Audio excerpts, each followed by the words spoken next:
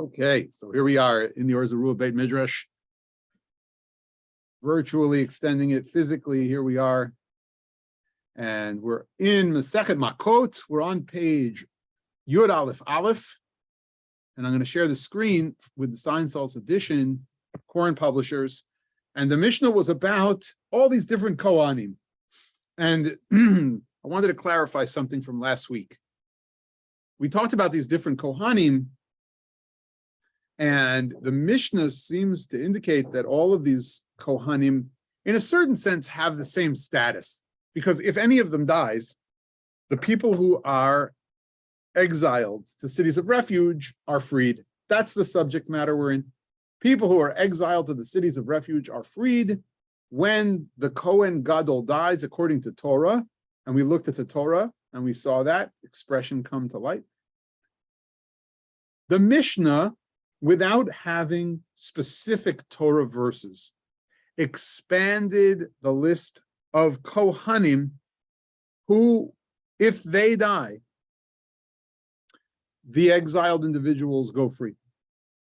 So we were in the middle of a discussion. I believe it was Ron who brought up the point. All these Kohanim, I mean, are they Kohen Gadol or are they something else?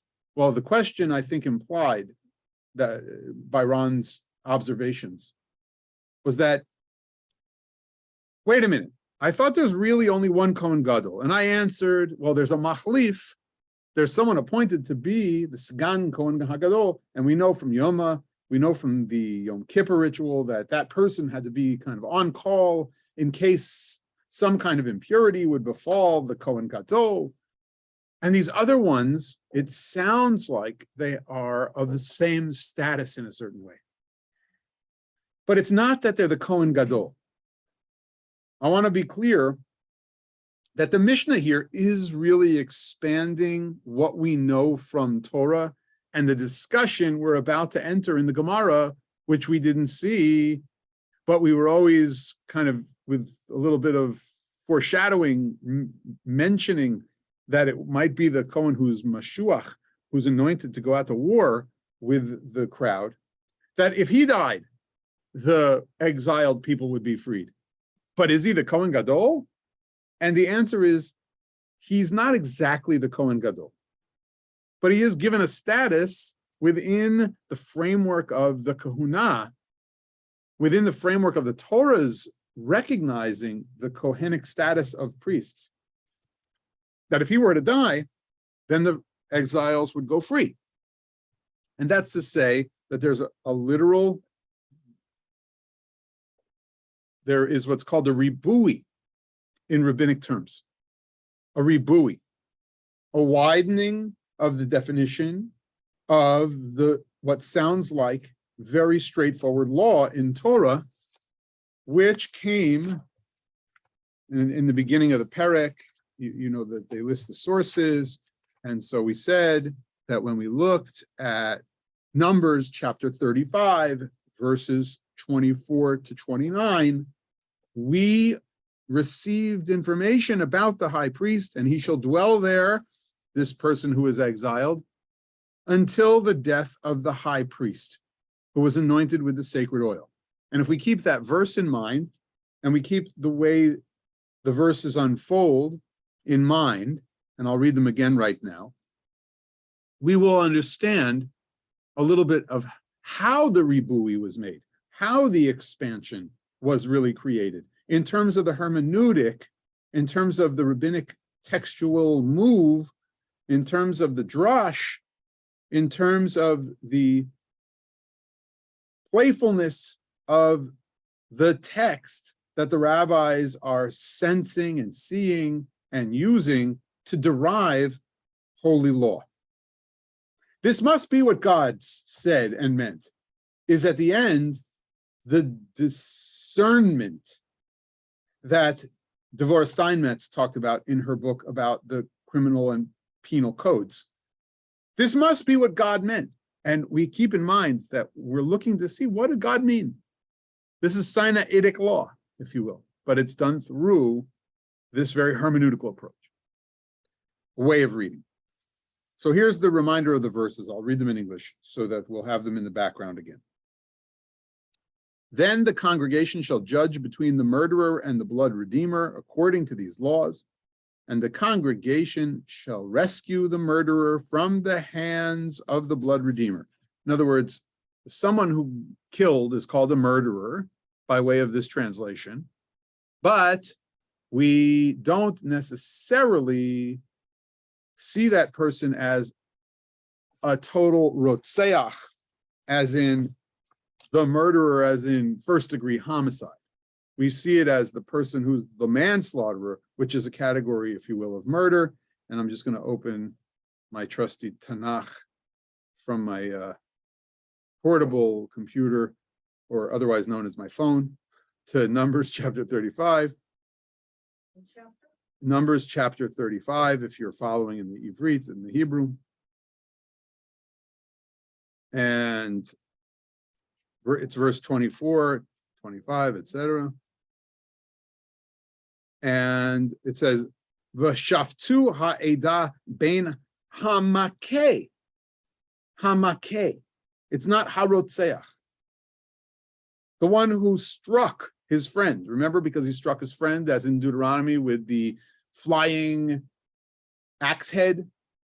He struck him dead, not completely like a first-degree murderer. And since, though, the old system of revenge would allow the blood avenger to kill him, we save him, we exile him. Uvein goel hadam ala mishpatim ha'ele v'hitzilu ha'ida et ha'rotzeach. But there, it turns in verse 25 to the rotzeach. He's not the makeh anymore. Why does it change? Because in the mind of a blood avenger, it changes. This guy murdered someone in my family. So the commentaries go, and so we have to sense that the Torah is speaking in Lashon B'nei Adam. The Torah is really using human language. It shifts perspective in verse 25 in Numbers to the notion that the blood avenger has. And that is, the blood avenger said, no, this guy's a killer. This guy's a murderer, and I'm going to murder him. But we save him from the Goel Hadam, from the blood avenger. V'heshivu oto haida el ir miklato. And we put him in the ir miklat. Asher nas shama, where he goes and he flees. Vayashav ba, and he sits there where? Ad mot haKohen hagadol. He stays there until the death of the Kohen Gadol, Asher mashachoto b'shemen hakodesh, who was anointed by the oil. Next verse. V'im yatzo yetze harotzeach. But if the manslayer shall at any time go outside the border of the city of refuge, matzao togoel adam, the avenger finds him outside of that border of the city of refuge. The Goel Adam, the blood avenger, is not guilty of the blood. So there's a little left over in the book of Numbers as to the old system of blood vengeance. Ki ve'ir miklato yeshev, because he's supposed to stay in that ir miklat. He's supposed to stay in that city of refuge. Ad mot haKohen hagadol. How many times have we seen the words Kohen Gadol? Twice now. So this is obviously an emphasis on the fact that it's the Kohen Gadol who dies that frees anybody from that sentence of exile. V'acharei mot haKohen hagadol, now a third time, twice in the same pasuk here. When the Kohen Gadol dies, Yashuv harotzeach el eretz achuzato. He goes back to his own land, and here again he's called the rotzeach. Because maybe in the perspective of the blood avenger, he still sees him that way.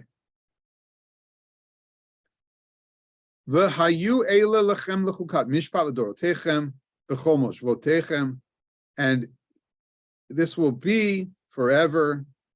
Whoever kills any person, the murderer shall be put to death by the evidence of witnesses. And one witness shall not testify against a person. And that's verse 30. That goes one verse further than the verses in the beginning of the Perek of the Steinsaltz edition. On purpose, I'm taking you one verse further, because it's right here in Torah. that it says one witness is not enough. You need two witnesses in the book of Numbers. Back to our Mishnah on 11a. So the Kohanim who can die, that free folks, are the one anointed with oil, the one anointed with multiple garments, the one anointed when he's the temporary appointment due to the unfitness of the high priest, and then the one who's anointed for war, according to Rabbi Yehuda. Now, this is a ribui, this is an expansion. And we talked, and we're going to get back to this issue because the Gemara will get there, about the mothers of the high priests who would provide lots of sustenance and garments, and they would become the beneficent society. They would bring all kinds of garments and all kinds of wonderful treats. They would make good food. They would feed the folks in the cities of exile, amidst and among the society that's living there, because we already established that the cities of exile are very, very dynamic places with Kohanim, Leviim, Yisraelim, marketplaces, Torah academies, and the like. And the mothers, according to Steinsaltz here, the more comfortable the mothers made the lives of the city dwellers in this city of refuge, the less urgency they would feel to leave, and the less likely it would be that they would pray for the death of the high priests. Because wouldn't you want the high priest or the other priests to die so that you could be freed if you were in the city of exile? Now, there's really no Rashi on that element of the Mishnah.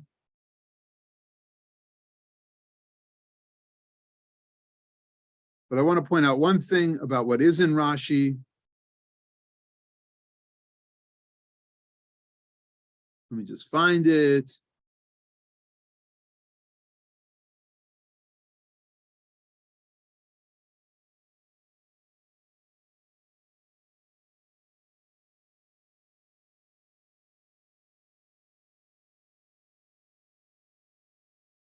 He brings you a little Jewish history, Rashi, about the different kinds of Kohanim. And he says, what about these Kohanim who are made top-level Kohanim just with the vestments, just with the clothing? Rashi will say, Hem sheshimshu mi Yoshiyahu ve'elach. That from the days of Yoshiyahu, who was a king of Israel, that's the way they became Kohanim. Shenignaz shemen hamishcha, because from that point in Jewish history, we lost or we misplaced the actual anointing oil. Kida amrinan b'horayot, as we know from the Talmud in Masechet Horayot, v'shuv lo nimshechu kohanim v'lo hayita nikeret kehuna gedola b'hem ela beribui bigadim. So at that point, there was a different way of actualizing the Kohen status by his wearing these different clothing articles. Now, some would say, it sounds like you just kind of misplaced the oil, or you didn't have the recipe, or you wanted to change the system because you wanted to bring the Kohen out in certain garments. Those who study the history of costume love this moment in Jewish history. Yeah, because you have, like, let's say the Costume Institute at the Met, right? Certain moments, the clothing becomes the very symbol that the oil used to be.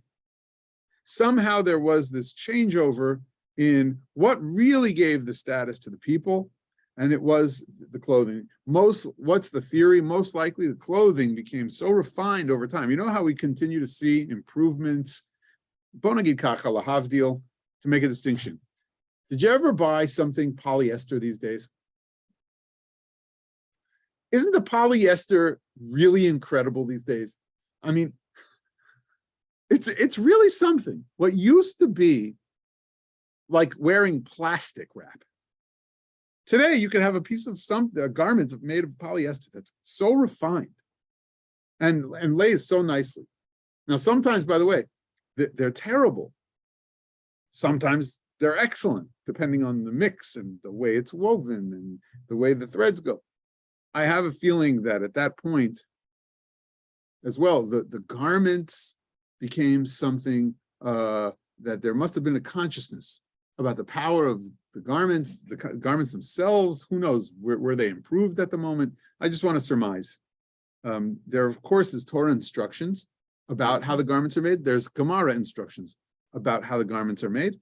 But this is back in the days of Yeshayahu, of Melachim, and we have a sense that there's an institute there. Remember, too, that when we answered the question about the history of the Kohanic families, it went from total Aharonite families, Aharon, to the family of Tzadok.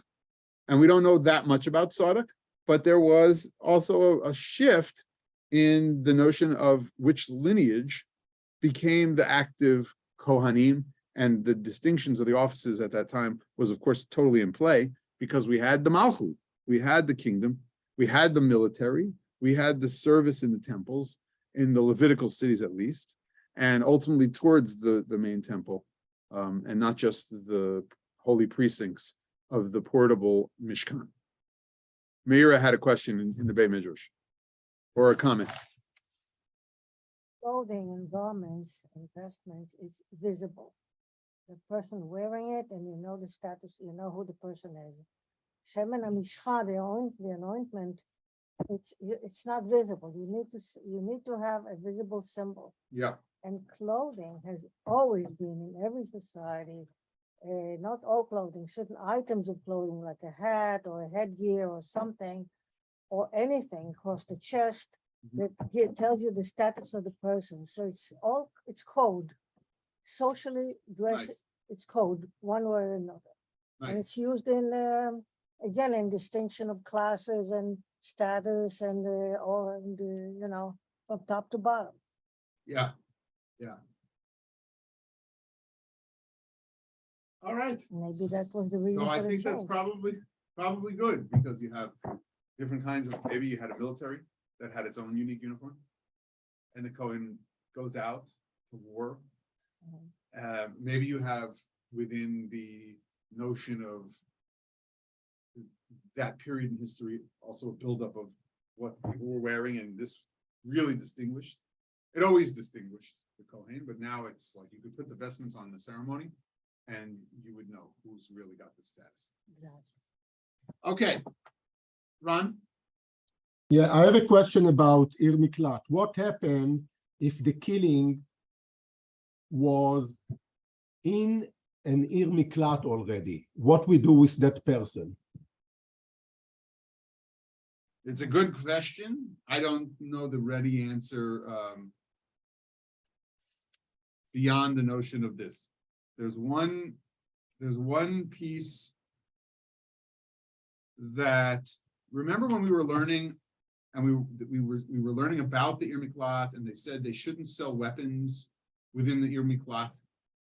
So I read a little bit of the commentaries and the riffs there, and I don't remember who said it, but that is they wanted to avoid killings because there would be, the blood avenger might sneak in, buy a weapon, and do the killing. The blood avenger then has murder and blood on his hands and can be tried as a rotzeach, as opposed to he has no blood on his hands if the guy leaves the Ir Miklat and he takes care of business before the death of the Kohen Gadol. The other little piece that I read at that point, and now I'm remembering back to last year, so you'll permit me to say again, I don't know who said this, but if one manslaughterer kills another person inadvertently in the Ir Miklat, he's also brought to Beit Din again, and could have like what sounds like concurring sentences. But since the Kohen Gadol dies and he's freed, the debate was more about, does he have to wait till the second Kohen Gadol dies? So it sounds like they actually had some thought in these areas about what would happen about, whether it's double jeopardy or not, and whether or not you could have concurrent sentences or concurrent sentences or what do you call it? When they're not concurrent, successive sentences. So that's what I'm remembering. Shelley. Yeah, I have two questions, and one is the purpose of the ear refuge is to protect these murderers from being murdered by somebody, by whoever they victimized, right, or the family that was after them. So then, when they're freed, they're then vulnerable again to that kind of. That's the first question, and the second question is there my mind goes back to Cain, since he was the first murderer. And is there any connection between like the mark of Cain or anything that justifies the city of refuge? Is there any connection between that first murder and what they're doing with people who murder? Well, all right. So the first thing you said, even though you said that's the first question, I really like the way you phrased this question, because you made a statement, but you meant it as a question. Right. It's like so Jewish. So Right. I love that. So the statement was, the guy's still going to be in danger of the blood avenger when he leaves the Miklat. So the implied question I think you're asking, if I have it right, is, so Nu, what kind of system is this? How does it protect him? This idea was addressed back in one of the pages of the Gemara, I believe, by the notion that the Chachamim, at one point, they're escorting the guy who's going to be put into Nidui, put into exile in this Ir Miklat, in the refuge city. And their job is to convince the blood avenger to not take out the blood vengeance, not let the blood vengeance be the system by which he's going to redeem the honor of his family. And so what you have here is the notion that there's a justice system at work to try to displace the original blood vengeance system. And there's education involved, and there's public education involved. And you're right, there's some people who will not get over it, and that will be really, really dangerous. But then there are others who realize that there's a new system and that they're going to pay the price. Because now we have all these penalties against death, and now we have the system that we have to live by. Two, with Cain, why don't we watch in the Masechta whether there's any reference to Cain and Hevel, and see if we're like really, really connected to it or not, right? Where do we know about the reference to Cain and Hevel and the story and the reality of that story? Remember, we once went back to Sanhedrin, because Makkot is really a hemshech. It's really a continuation of Sanhedrin. Mm-hmm. We went into Sanhedrin and we saw in chapter 4 about the death penalty, that the blood that was splashed on all the trees and the rocks, we tried to say, like, so what's that verse doing there? Remember, there was blood on the trees and the rocks from that verse in the story? So when it quotes about what's going on with murder, it's saying, like, the blood of your brother cries out from the earth. Yes, that's part of it, but it's also reminding you of the verse that people don't necessarily associate it right away, but it's saying, and then there's blood on the trees and the stones, and what's all that doing there? So yes, it's related in this way. Murder and manslaughter are problems in society. Blood is being splashed onto the earth, onto the trees, the stones, and they remember. You could scrub them, you could clean them, but they're witnesses to our human fault lines. And so what I want to say is that Sanhedrin itself and Makkot as the continuation has within it this deep relationship to the stories of Genesis, and particularly Cain v'Hevel, but it's not so explicit yet, or maybe it won't be ever. And we'll see if pasukim, if verses from that story actually make their way into the Masechta. Let's be investigators and put that in the, open our minds and search for it, since you brought it forward. Here. All right? Thank you. Yeah. Okay? Hemshech, weiter. Let's go. So Gemara now, page 72 in the Steinsaltz, page 11a2 in the Schattenstein.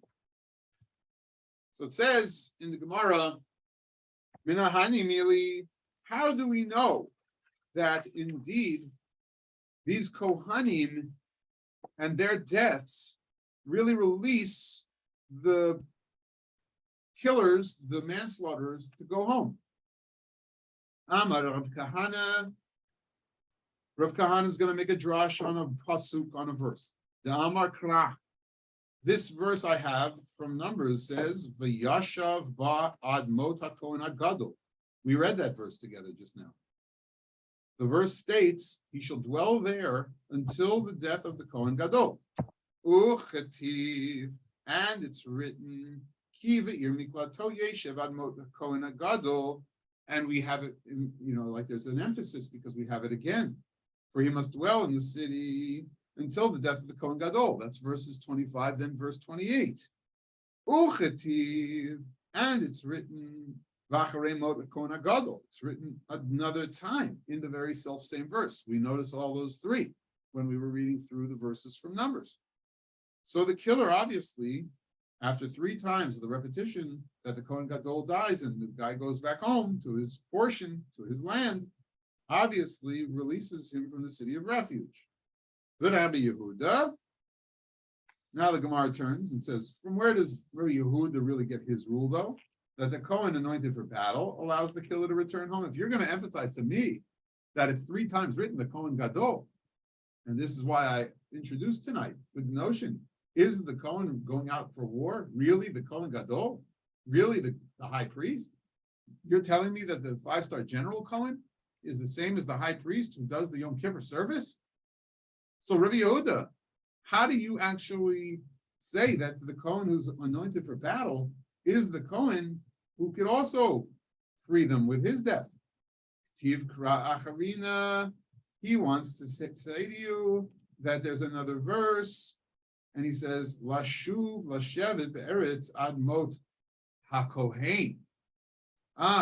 He brings you a verse from Numbers 35, chapter 32, which talks about this notion of not accepting ransoms for people who are in cities of refuge, that just mentions what? HaKohen. Now, it seems like internally on a Peshat level, on a straightforward sense of the text, that we would be referring to the Kohen Gadol, who was mentioned 3 times in the verses that we just heard in the Talmudic argument. But Talmud works this way. If I have one mention of HaKohen, I don't need to necessarily understand it as the Kohen Gadol. I can now understand it as another kind of Kohen. Rabbi Yehuda's thinking must be that he took HaKohen to include the one who is anointed for war. The Gemara asks, Ve'idach,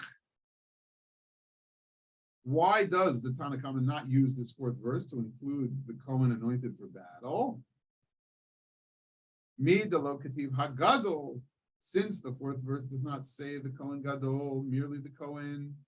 Had mehenachu, it refers to one of those already mentioned, not a 4th type. In other words, that's the thinking that I just shared with you. This must be a reference back to this other Kohen, or one of the Tanakhama's first thoughts, meaning, what's the Tanakhama? What's the technical term? Tanakhama is the beginning of the Mishnah. Rabbi Yehuda is the Tana Batra in the Mishnah. There's a Tanakhama, a first opinion in the Mishnah. That is a selection of Kohanim who are represented, not only, by the way, the Kohen Gadol himself, but the one who is the substitute Kohen Gadol, and the one who was anointed with oil, yes, early on, but the one who was through the vestments also made the Kohen Gadol since Yoshiyahu, says Rashi. Those the Tanakama understands are included in the Kohen Gadol, maybe even this other Kohen. The Tanakama thinks that one of those is included, but Rabbi Yehuda's inclusion of the Kohen that's ready for battle and goes out to war, the Tanakama didn't think like Rabbi Yehuda. Rabbi Yehuda thinks this is the one to go out to war, not the Tanakama. And so the Gemara is interested in seeing the difference and the distinction between the first position of the Mishnah that already made a little bit of an expansion itself, but not as big an expansion of the learning in numbers like Rabbi Yehuda's expansion, but Rabbi Yehuda did indeed make that expansion. On to the next page, 11a3.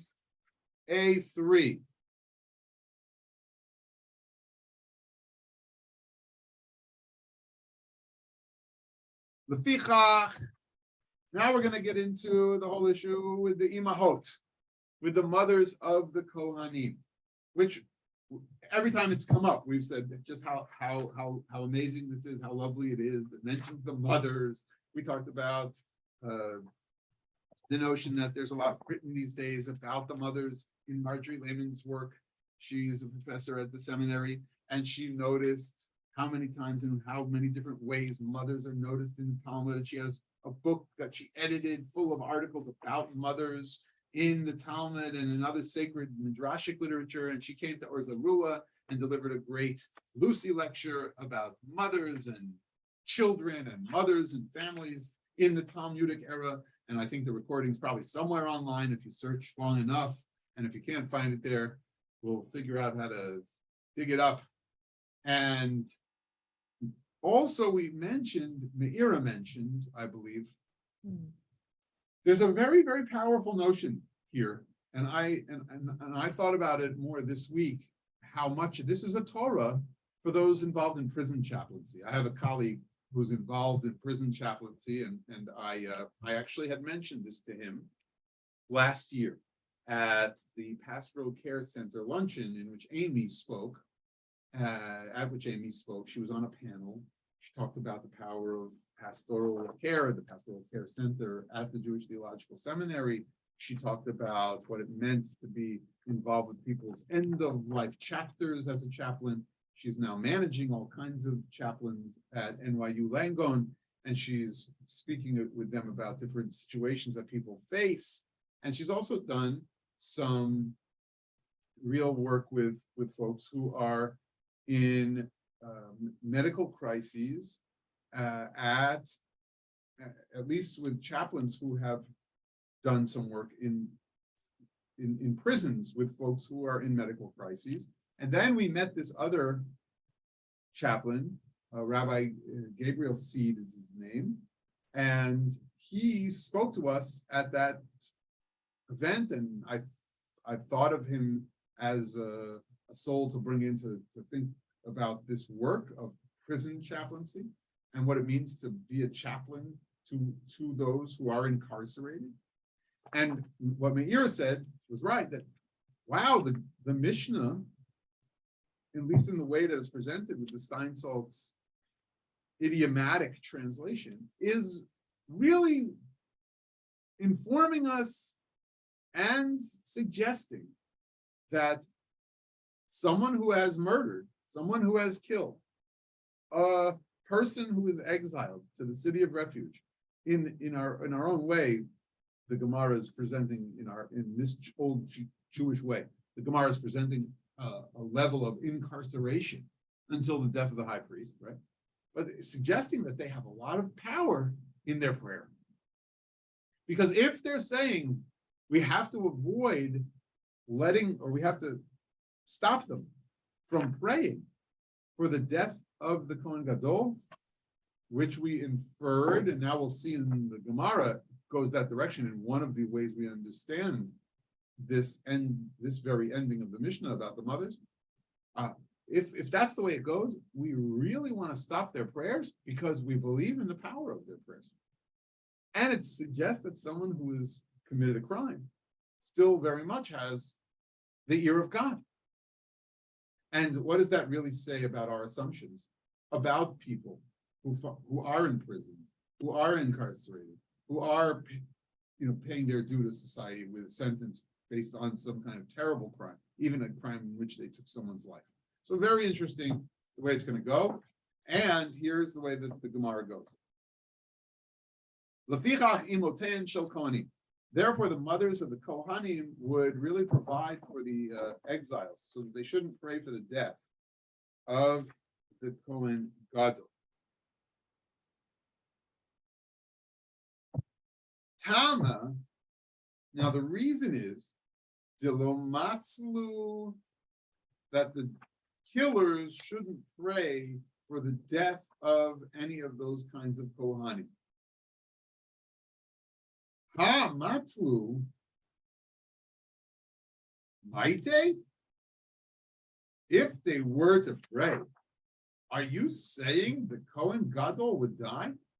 In other words, the very question on the observation that we made.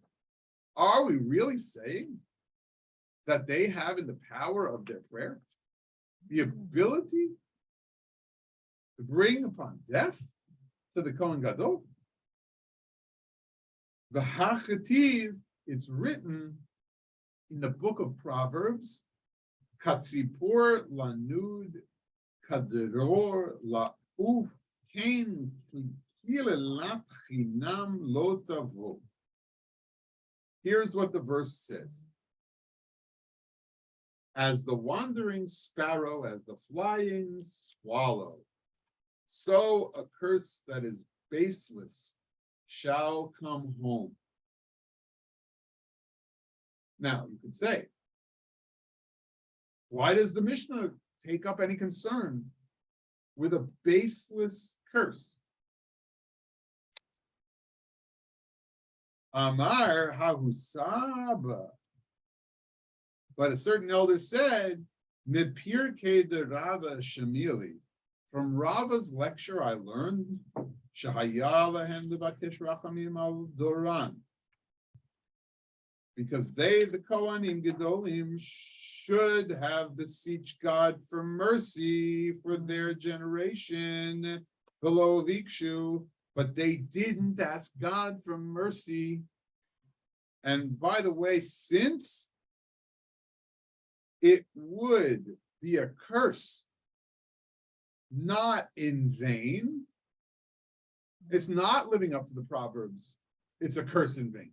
Dafka, it is a curse that they're asking for, and they have good reason to ask for it, because the Kohanim had the responsibility to ask for mercy for the generation in which inadvertent killings happened. What should they have really, quote unquote, asked for? You could say like Schottenstein, that inadvertent killings shouldn't happen. You could say like Steinsaltz, due to their share in the blame, prayers for their death could be effective. What we've said before, and what we want to emphasize is, this really is gorem machshava or doresh she'ela. What kind of responsibility do the Kohanim Gedolim, or these leadership Kohanim, really have when it comes to the prevention of inadvertent killings within society? How could they help prevent this kind of mishap? One way to deepen the question is to say, maybe I can understand what it means to teach lo tirtzach, the 10 Commandments, don't kill. I mean, deal with your anger. Maybe they could start anger management classes in one of the outside courtyards of the temple. I don't, something could have been started. But inadvertent killings where axes fly off, even if we said a couple of times that they should create their own little investigative OSHA and occupational safe and healthy and health and administration, and that becomes important within society. Are you going to tell me that you're going to avoid stones falling from the pileup you made to climb to the roof to fix something? I mean, things happen. Not that laws aren't passed, and sometimes they're ignored, and therefore we really see a certain level of negligence, even in our time. But we're not talking absolute negligence. We're talking about sometimes things happen. And so the question is deepened by saying, what is it that the Kohanim could have done? The inference, I believe, in that vein, is that the Kohanim, at the very least, from the rabbinic perspective, could have prayed much more deeply. Could have really set this in the ways of people's mind's eyes as part of prayer. And not only themselves done the private little work of the worship within the central bureau of Kohenic ritual and singing of psalms and the Levitical notions, but they could have created more of a consciousness among people. Be more careful. Life is so precious. You could inadvertently kill. And that part of Torah could have been highlighted. As we know from texts from the prophets, the Kohanim were really Torah teachers. And they had numbers and they had Deuteronomy and they could have made people more aware of it. Is that what the suggestion really is? We have to really ask deep questions about what is the blame that they shared for this notion that society was filled with or had its share of inadvertent killings. Okay, so that's the first note of the Gemara. Meir has just a thought or comment, question? secondary thoughts, just listening to you. Yeah, I'm sorry. It's like saying that the Kohen is a leader, so the role of the Kohen is not just to talk to God in Beit HaMikdash during the sacrifices. So it's more like, it's also like a leader for morality, for ethics in the society, for good behavior, and general like chinuch, lechanech et anashim, to make people more conscious of morality and ethics, to create a better society. So it's not just about one type of killing, it's more than that. It's all of moral leadership. It's what we want here from the president, and we don't get it usually. We want that figurehead to be a leader in more than one way. And I think that's what I'm reading from what you're saying about Levakesh al Doram. Okay, but that Levakesh al Doram includes much more than that. So it's not just facing God, it's also facing the people. Good. So I would fundamentally agree with that. You know, you're reflecting what I'm just holding, right? Saying it in yet a different way, building on it. And I would agree with that. I think that there's enough in the tradition to say that the Kohen had to have that facing outwards to the people kind of face, as opposed to just the inner sanctuary keeper kind of mindset. And I think you can build that case, and that people, here's the element that you added, people really do desire that, and we don't often get it because no one's the Mashiach. And so it's difficult. There are some who do it better than others. And it's an art, right? And it's an art to be able to do it. So that's what we hope for. Yeah. Rabbi, Yeah, Ari. yeah, I don't know. It seems from this that we're putting the Kohen Gadol in the position of praying. I could see for something intentional, that a real murder happened, but this, we're talking about an accident. And how can we put the pressure on the Kohen Gadol that then afterwards we can pray for him to die, when we're talking about an accident, which is not something that we expect to happen? Yeah, I mean, that's the problematic part of this, right?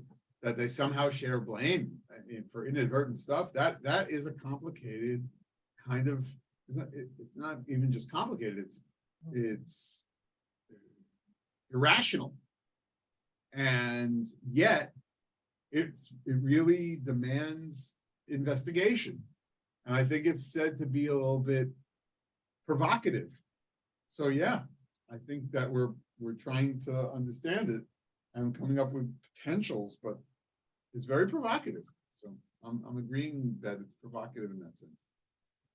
Anybody have a different suggestion about what it's actually asking of the Kohen Gadol? Ron, you have that, or you have something different? I see it a little bit differently, since the prayer has a lot of power, as we said before, I don't understand why the mothers, instead of taking care of the killers or the Makkeh, whatever, because it wasn't intentionally, they didn't pray. And here, this whole chapter that starts Lefikach and finish with Bikshu, I don't think it has nothing to do with the Kohanim. It's only with the mothers because of one word that says lahen, velo lahem. Lahen means female. So Yeah. the whole little 5 lines or 6 lines are basically on the mothers, that because they decided for whatever reason, lo levakesh rachamim, then they had to service the Makkeh in the refuge city. I don't understand how it came to be like that, but that's the way I translate it. That's really nice. That's really nice. I'm gonna have to check out whether or not anybody has looked at Lahen as the mothers, and that the responsibility went. Sometimes it's language. It's Lahen is also general plural. Yeah, I mean, It's so not- we'll see, but it's maybe not- somebody did go your direction. And In so, Hebrew, just one more note. In Hebrew, if you say lahem, it could be female and male. Like kids in school, we are saying yeladim, lo yeladot. that's modern Hebrew. In Correct. biblical, in So biblical- lahen is only female. It's not Yeah. even a question. Not in it's not biblical. in the Mishnah. That's the problem. Yeah. I'm the not going to Mishnah. fight the Mishnah, but I'm fighting grammar. Not in the Mishnah and not in the Gemara. The grammar is not the same. Yeah. You have a lot of times nun instead of mems. Mhm. And sometimes it was a matter of even just practical space choices. I can't write the little box of the mem, and the nun I could write. And so literally, there's not the same kind of hard and fast grammar rules. And also between Aramaic and Mhm. Hebrew, you have some, this is not one of those cases, but it's very interesting proposition as to who's really being looked at and investigated. Good. Others before I go on? All right, weiter. Keep going. The Gemara notes a different version of the Mishnah, according to the way that it's written, Ve'ika dematne. So Ve'ika dematne, there are yesh shemilamdimet ha-mishnah kazu. In other words, there are those who teach the Mishnah like this. Kedei sheyitpalalu al b'neihem shelo yamutu. It's not that it's prevention of the curse of those in the city of exile who are imprisoned. It's that they wanted to feed them and nourish them and provide for them in order that they should, on the positive level, sheyitpalalu al b'neihem shelo yamutu, that they should pray for their sons, that they shouldn't die. That power of prayer could affirm the Kohen Gadol's life, and that they should pray for the life of the Kohen Gadol, being that they're treated so well in the city of exile. The Gemara asks, Tama, Dematzlu. The reason is, in other words, what's the notion here? They don't die because these people would pray. Ha lo matzlu, mighty. And if they didn't pray to keep the Kohen Gadol alive, would they indeed die? My havalelam, what should he have done? What's the Kohen Gadol's sin for which he should die if he's not sustained by the life-giving prayers of those in exile? Hachamrinan, here's what we say. Tuvia chatav zigud mingid. Tuvia sinned and Zigud was given lashes. Hatam Amri, there in Eretz Yisrael they say, Shechem nasiv umavgai gazir. Shechem is getting married and Mavgai must circumcise himself. Now you have to read, this is where Schottenstein's footnotes in detail are going to help us. 13 and 14. The Proverbs derived from a Gemara in Pesachim. where an incident is related that Tuvia sinned, Zigud testified against him before Rav Papa. However, since there's no second witness, which is why I wanted to read you that verse from Numbers, is right here in this little section about the two witnesses and one witness. However, since there was no second witness to corroborate him, the court could not take action based on Zigud's testimony against Tuvia, and instead Rav Papa subjected Zigud to lashes because he came forward as the one witness. He knew he didn't have another witness. He protested. Tuvia sinned, and Zigud's given lashes? You're going to give me the penalty? Yes, replied Rav Papa. One witness may not testify against a person since his testimony isn't sufficient, and you're just giving him a bad name. And so the punishment is on you. Now let's talk about how that's related to our Kohen Gadol case.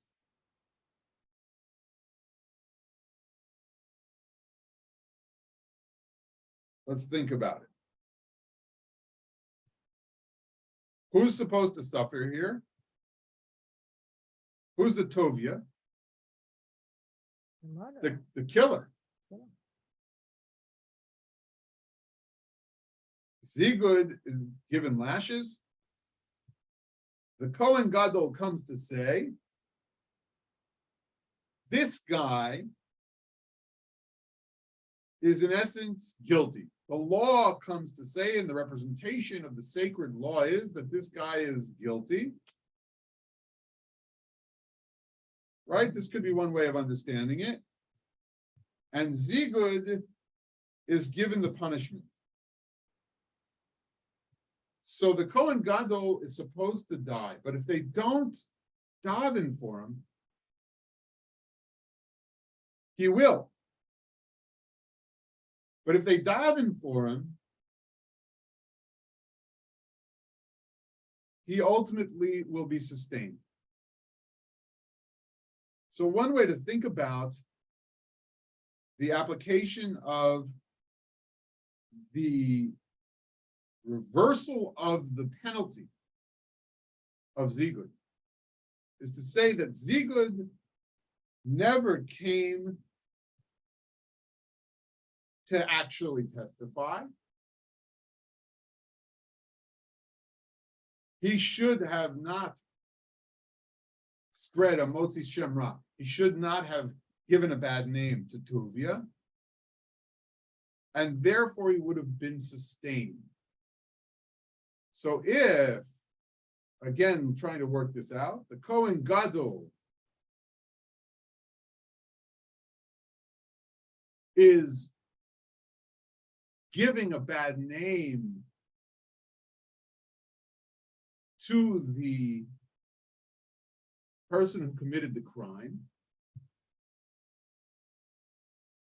maybe the person who committed the crime, if he gives a little bit of a positive judgment to the Kohen Gadol by saying from his own prayer side that he should live a long life, that we reverse the decree on the Kohen Gadol who would have died al yidei shemayim at the hands of heaven, but now it's being reversed. And it puts a very deep power in the hands of those who are exiled. Exactly, I was going to say that. A very deep power. It's like it's all everything in And their again, hands. it's so provocative.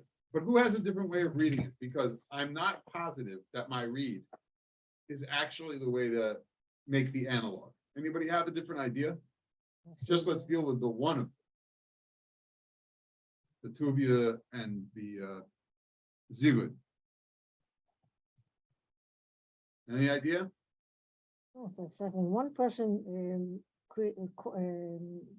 did the crime and someone else is suffering for it. That's what it is. If I make it 1-to-1, Tuvia is the one who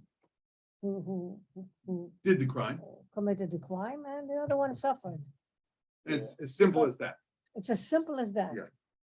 I think the whole thing is about sanctity of life. I think the whole thing, starting from Cain and Hevel and all the way to this one. It's about the sanctity of life, life with a capital L. Mhm. And so whether it's Makebish Gaga or Rotzeh B'Mezid, it's the same thing. Blood has been spilled. Life has been cut off. It's life with a capital L. And somehow, on a humanity level or individual level or society level, atonement is necessary. That's how I see it. Otherwise, I don't see the deep connection here. Okay, good. Beca- You've- Because You've simplified it. Occam's razor. It's a simpler explanation. that's, I'm yeah, looking for too much. Thank Okay. you. okay. Anybody else? Shelley? I was just thinking that if the murderer prays to the Kohen Gadol, then he's actually admitting guilt and therefore is another witness. So instead of one witness, there are two witnesses. So and so so Zigud is flogged, but if the Tuvia had if in other words, Zigud is flogged because he's only one witness. But Uh-huh. if Tuvia had, let's say, prayed for Zigud, let's say, I mean, Yeah. not that he would, then the praying for him would be a second witness because he would be admitting guilt. So that's the only thing I can come up with, and I don't know. Interesting. Interesting. That's an interesting kind of connectivity with the two witnesses piece. Right. Right. I don't know if that really holds anything. I agree with what Meira was saying all along with this, but I think, but it's so eccentric. Right. You know, Tuvia sinned and Zigud is flogged, and that's not considered wrong. Right. Right. You know, it's very hard to justify it, but I think maybe it may have some validity with regard to the Kohen Gadol and praying for the Kohen Gadol by the murderer. Anyway. Yeah, good. Thank you. Thank you for the interpretation. Thank you for the interpretation. Good. All right, weiter. Let's go on. I want to get to this next piece. Okay. I'm going to go here to Amar Le Hahu Saba. A certain elder says, I'm on the bottom of the left-hand column on 11A3 in the Schottenstein. And I'm on the top of page 73 now in the Steinsaltz translation. Amar Le Hahu Saba. A certain elder says, Mepirke de Rava Shmili. From Rava's lecture, I learned the Kohanim Gedolim should have beseeched God for mercy for their generation. In other words, really tried to change the very reality on the earth below by asking for God's help below Vikshu. And they did not beseech God to actually get involved. This is like the incident of the man who was devoured by a lion. Yes, lions roamed in the biblical days and the rabbinic days, in the period there in the land. There were lots of lions. Verachok talata parsei mine Rabbi Yehoshua ben Levi, at a distance of 3 parsecs from Rabbi Yehoshua ben Levi, this very incident occurred. Not so far away. Below Ishtai Eliyahu Bahade Tlata Yaim. And Elijah the prophet didn't speak with Rabbi Yehoshua ben Levi for 3 days because of his failure to pray sufficiently for the people around him. Now, why is it not sufficient? What's insufficient by way of Rabbi Yehoshua ben Levi? We studied Tani together. So those in the Beit Midrash who were here a few years ago, we studied Masechet Tani, and we saw that there were times when you fasted and there are times that you prayed when there were lots of wild beasts sighted in your area. Now, praying in that vein, we said over there, was not a matter of the magical notion that you pray and God then moves the animals back into their pens in the rabbinic period zoo. That's not what we're talking about. We're not asking for godly intervention in a move the pieces of the world like a chessboard. What do we say over there? That was their system for public awareness. So now we get a little bit more about what I was saying by way of the Kohen Gadol's role and what these prayers and organized prayers were about. We are to get together in the public square. We're to get together in the synagogues when there is an incursion of wild beasts. Someone cites a wolf, we get together to pray. Not because we think there's going to be any thunder or lightning from heaven that's going to kill that one wolf wherever he stands, but it's because we're making each other very much aware of the inherent dangers of wandering into this area of the woods. People are together, they're talking in the town square. Where did you see them? They're sending out search parties with the right kind of apparatus to actually track the animals, or who knows, they have to send them off in the way that they know how to send them off, or deal with animal extermination when you have an infestation somewhere or an incursion. Who knows how they really dealt with this? There are some people in the world of animal studies, by the way, dealing with how population centers dealt with the threats of wild animals and whether or not those animals were really threats at all, and how they really moved animal populations. And by the way, just one, for instance, there's a very dangerous area where tigers were populating an ancient Asian part of the world. And I read this piece. I don't want to bring you the whole article because I didn't want to get derailed in outside scholarship for the first couple classes, but this is one of those fun articles.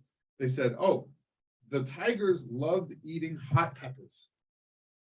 And so they planted rows and rows and rows of hot peppers, like miles and miles away from the village that they were establishing, so that the plants would take over the area, and the feeding area over there would really kind of not only whet the appetite of the animal, but sometimes give the animal a little bit of reprieve from hunger, because it filled up the senses of the beast. And they would, then lay down by that area over there, and other animals that they preyed on would come by, and it would send them the directions of whatever the forest areas and the other areas, not the civilized areas, and not the areas where they were raising chickens. And so this was a strategy. And they kind of knew about these strategies. What else did they know? If you did indeed have a problem in a certain area where there was a certain family of animals that came, and you needed to get the word out, and you helped people navigate, where did you do it? You got together to daven. It was a public information kind of place. Sometimes, like congregations, are centers for the dissemination of good public information. And so Rabbi Yeshua ben Levi didn't pray when there was a lion near them, means more than Rabbi Yehoshua ben Levi turning to God and saying, God, get rid of this lion for us, send this lion away. It was a matter of disseminating the right kind of public information and warning people. And Eliyahu Hanavi, who was Ragil to visit him, who would, kind of that's set as a reward. And there would be a certain kind of, private meeting with this great prophet we know, Elijah the prophet. He refrained from visiting him for 3 days. Similarly, the Art Scroll says the Kohen Gadol's failure to pray that inadvertent killings not occur is held against him, so that he requires the prayers of the exiles to spare him from punishment. What am I to do now with the Kohen Gadol's prayers if I think about the warning system that was built in Masechet Tani, and looking at Rabbi Yehoshua ben Levi not praying? Now I'm to really say, maybe there's some type of warning at the beginning of wood chopping season. Check your axes. Here's a way to ensure the axe head stays more tightly on the handle. take splinters of wood, tap them into the hole, and make sure that that axe head works without being near anyone who you're going to chop wood with before you go to a tree and have people around to help fell that tree. Maybe that's what they were talking about. We are careful to share information that could protect life. And so what I want to say is that there's an understanding of prayer here that is not simply about the notion of a magical prayer. There is the prayer community gathering, and there wasn't anyone really leading and including the right kind of blessings for the people. Not the liturgical blessings that are written in terms of liturgy, but the right kind of kavanot, the right kind of intentionalities for a society to maintain and live in righteous ways. And that comes to life here for me. Elijah the prophet adds to that notion. How does Elijah the prophet add to that notion? Sometimes Elijah visits us, and lo and behold, he gives us great advice about how to live our lives. Lo and behold, he's the one in the marketplace who says, you know what, if you're not laughing daily, you're not trying to laugh daily. You don't hear a little bissel of comedy, a joke. You don't find someone to laugh with, then the marketplace isn't going to be good to you. Life isn't going to be as full, right? He's the one who says that the folks who make others laugh, they get the place in Olam Haba first. You feel like you've got a sense of Olam Haba in your life if you have a little laughter in your life daily. He's got good practical advice, Elijah the prophet, as much as he's got, great hopes about redemption, and he's going to deliver news of the Messiah in the future. And so he doesn't come. And Rabbi Yeshua ben Levi can't be the best rabbi he can be if Elijah the prophet's not around. All right, folks, stopping time from the text to talk a little bit more about that. Comments, questions? Marion? No, I thought I saw. Shelley? Maybe I have to ask why the Kohanim did not pray. I mean, why didn't this occur to them? Was there any reason for them not to pray for arbitrary acts of violence, or for, what happened, when a murderer inadvertently killed somebody? Or, I mean, why didn't it occur to them? These are Kohanim Gedolim, right? So it in a way, I mean, is there an underlying reason for that, is what I was thinking. And maybe this whole thing is you probably said this in another way, or is to get us to understand the relationship between us and prayer, and what prayer means. And I also thought of all the al-chaitz that we do on Yom Kippur. There's a reason to do it, because we have to cover all the bases, so to speak. And these Gedolim did not in terms of prayer. So. Interesting. So They're all questions. I'm not sure of the reason. There's no reason given why they didn't pray. It's a good question. The critical studies part of me wants to go to the relationship that we have between the Pharisees and the Sadducees, the Kohanim and the rabbis. Maybe it's a little bit of a criticism about how the Kohanim didn't fulfill their role all the way in society. That's one possible critical read. The other possible read, with Rabbi Yeshua ben Levi being equated here, is that they're very self-aware and self-critical, both on rabbinic and Kohanic levels. And that we're not really creating prayer communities that do enough to promote the safety of our communities, physical safety and spiritual kind of nourishment that's required, and education in the big. So if it didn't end with Rabbi Yeshua ben Levi, I would think more towards my first point. Given that it ends with Rabbi Yeshua ben Levi, I have a harder time making that argument. And it's an overall sense that we're just not doing enough prayer. We're not using our prayer community enough to promote the kind of welfare that we ought to. That's kind of at the core. I know I'm going back to what I said before, but that's what I see. I'm not sure of other reasons. Maybe they thought their job was the ritual job, and that it wasn't their job. Maybe that's part of the movement of Kohanim that was demanded of them at a certain point, like with Josiah's reforms, to be the teachers a little bit more publicly. But in general, it's kind of debatable whether or not they have that role or they don't have that role. Good. Good. I want to move to another piece of the text, because my goal tonight is to get through a few pieces that brings us to the next Mishnah for the next time we meet. So I'm on 11b1 in the Schottenstein edition.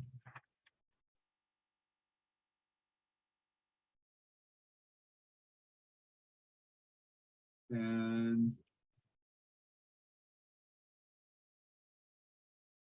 I'm going to share, I'm sorry, to share the screen again. What's happening? Okay.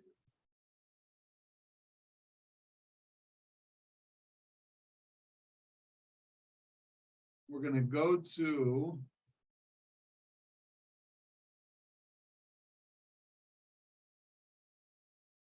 we're going to go over here, and we're going to see a little bit of a different kind of sidebar issue about Nidui, which is mentioned here by Rav Yehuda Amar Rav.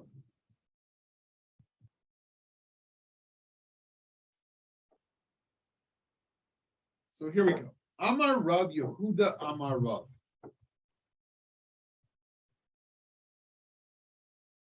Nidui al Tanai Sarich Hafara. A ban that is imposed conditionally requires nullification.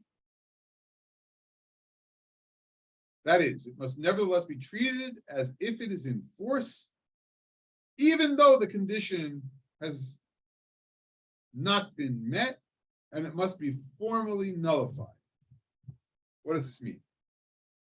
A person who's been placed in nidui, that is, there's a ban on the person, is ostracized by the community in a number of ways, according to the note here down in the Schottenstein.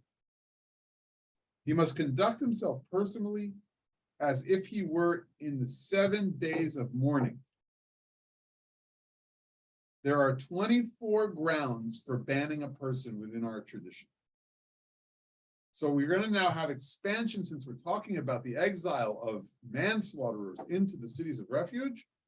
We're talking about the whole notion of this type of sentence that a Beit Din can impose on someone, and there are 24 different grounds for banning a person, generally involving disrespect for Torah law and for sages themselves. There's the issue of lax observance of mitzvot, and there is the issue of really saying negative kinds of things about Jewish law, tradition, custom, Torah, and people. And it's very interesting that this whole category doesn't get more play. We have Lashon Hara. We have the gossip and the slander and the category of evil speech. But what we don't talk about often was the fact that in the Gemara and in rabbinic literature, that's grounds for nidui. You're banned. We're banning you for a certain amount of time. Not forever. It's not karet. You might have heard of karet. That is, you're completely cut off from the community based on this crime you've committed. This is nidui. Minala. Where do we learn about the conditions and the laws about these types of bans that are imposed conditionally? How they can be nullified? Mi Yehuda. We go into the story of Jacob.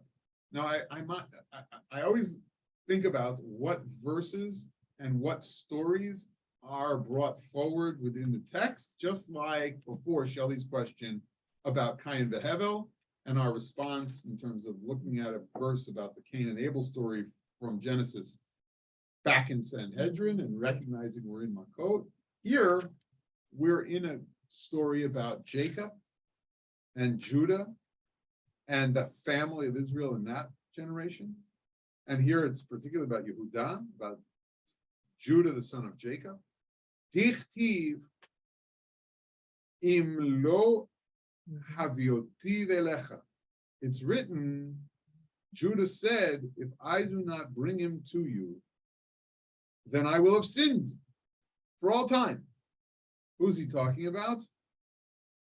Binyamin. He's talking about Binyamin, bringing Binyamin back to Yaakov, back to Jacob. And it's an expression of a ban. I will be banned if I don't bring him back. Judah would be banned for all times, says the Shabbostin edition in this world and the next. There's discussion among different Mepharshim. Is he talking about being banned in this world and not being banned in the world to come? This is a very interesting kind of foray into the worlds of Judaism, this world and the next world. Although Judah accepts the ban only if he should fail to bring back Benjamin safely, and though Judah kept his promise and returned Benjamin to Jacob, the ban nevertheless took effect, as we see from the following in the Gemara. V'amar Rabbi Shmuel bar Nachmani amar Rabbi Yonatan. Rabbi Shmuel bar Nachmani said in the name of Rabbi Yonatan, my dichtiv, what's the meaning of that which is written in Moses' blessings to the Jewish people just before his own death? Yechir Reuven ve'al yamot, may Reuben live in Adai ve'zot liuda. And this is for Judah. Why does Moses place this blessing for Judah immediately after that of Reuben? And why does Judah's blessing start and this is for Judah? The answer is Kol otan 40 shana shehayu Yisrael b'midbar. The 40 years that Israel was in the desert, atzmotav shel Yehuda hayu megul galin ba'aron. Judah's bones were rolling in his coffin. Ad she'amad Moshe v'ikesh alav rachamim. Until Moshe got up and asked for mercy. Now Moses was asking for mercy on Yehuda, who is exiled, is showing you that asking for mercy on this soul who's exiled is possible to redeem such a soul. Maybe the Kohen Gadol, in terms of the analog here, is to ask for mercy for the souls of those who are in exile, who really, vis-a-vis the condition that's placed on them, they could be released back to their land. But maybe they're only really redeemed if the Kohen Gadol, that is, all the way back through to Aaron, back to Moses, who appointed Aaron, only if they really are prayed for on behalf of the leader. The only true pardon, the only true out of exile, the only true break of the Nidui comes from the Mosaic, Aharonic, Kohen Gadol leadership of society. I don't recall Who caused Reuben to confess? This is the rest of the discussion. I'm not so interested exactly in the piece here. But Moses prayed, Shema Hashem kol Yehuda, hearken Hashem to the voice of Judah. His limbs entered their joints. Now, you have this whole kind of life-giving motion here within the coffin of Yehuda. Lo havaka ma'ilele lemivta derakia. But they still did not admit Judah to the heavenly academy. Now we're getting a whole story within the Olam Haba, and Judah's going and he's saying, hey, Moses, redeem me. Knock. I want in to the base midrash. Please let me in. El amod tivienu, and you shall bring him to his people. However, lo havaka yada lemishkal v'mitrach b'shemata b'hadei rabbanan. He didn't really know how to get into the debate about the law of Moshe with the Chachamim, with the sages, so that he wasn't really equal to the souls of all those other righteous sages. So Moses therefore prayed, Yadav Ravlo, May his hands contend for him. May he be able to engage in the debate of Torah study. Lo haviyada lefroke kushya. He didn't know how to solve a difficulty. Ve'ezer mitzara tiyeh, and you shall be a help against his adversaries. Now he's asking for Judah's power to become what? A Talmid Chacham. He's asking for redemption to come through what? Back to what we've mentioned over years, core rabbinic notion. True redemption not only comes from the Kohen Gadol asking for mercy, but through what? The ability to actually converse in rabbinic hermeneutics, the ability to sit in the Beis Midrash, the ability to have a machloket in rabbinic discourse, which brings us back, I think it was about page 7 or 8, into our Gemara here, into Makkot. Why did they have the teachers of the people in exile come to teach them a little Torah, to start academies, to bring Torah in terms of a tool for redemption? For this very notion. Moses had already asked for it for Judah, who was in Nidui, who was exiled and could only be redeemed through the prayer of Moshe Rabbeinu, and through the notion that he should say to him, he should have the power to actually enter into this world of Torah learning, Torah debate and discernment with the sages whose souls are on high. We're going to stop it for the night, 8:57 p.m. I hope you feel a little redemption in the sense that you can participate in this world of great rabbinic debate and discernment. So Yishar Koach to everyone that's here for the next installment, and great seeing everyone tonight, stopping to share and taking last comments or questions to end the nights. I need an explanation on Yehuda's exile. I don't get it. I was looking for, Yehuda's exiled what was it? because they have him in this situation where there was no nullification, quote unquote, legal nullification. Oh, Even though he fulfilled the actual Tanai, he fulfilled the condition, right. there was no legal Oh, got it. release. What released him? The combination of Moses' prayer, Mhm. analog to the prayer of the Kohen Gadol.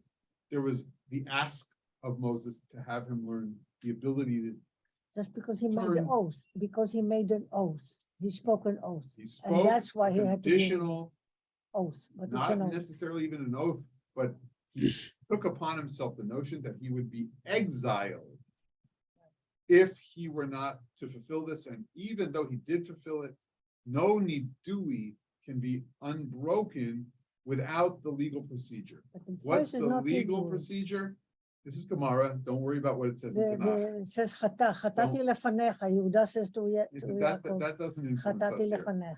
Here we're talking about his being rattling in the coffin because of Mhm. the fact that he's still exiled. He's still benidui. Okay, I'll take it. Ron? I understand that nidui, to stop it, you need nullification, but usually cherem on nidui is only for 30 days, and after that it's void by its own. So why for nidui or cherem al tnai, conditional, that means the guy is not under cherem or under nidui. He is a free man like anybody else in the community. Why this need to be nullified? Because after 30 days, anyhow, he is free from the cherem that was on condition anyhow. You could get So- into all kinds of discussions about legal procedures and matters, but here the holding of the Gemara on this page is the nidui is not broken. And here, not even broken in this world nor the next world. So don't tell me 7 days like sitting in mourning, like the footnote said. Don't tell me 30 days it's broken because you know from somewhere else. Here, there's an assumption of the Gemara that says it's not broken, and it only through the prayers and the ask for his capacity to be in the Beis Midrash and learn is the nidui broken.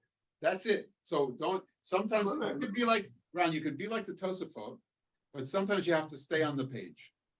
No, And no, I that's- understand. But, so I have a question. Who has the power to give an nidui or cherem forever? Who has the power? The rabbis did on this page. I mean, who a They judge also cannot did. give more. They also did in Amsterdam.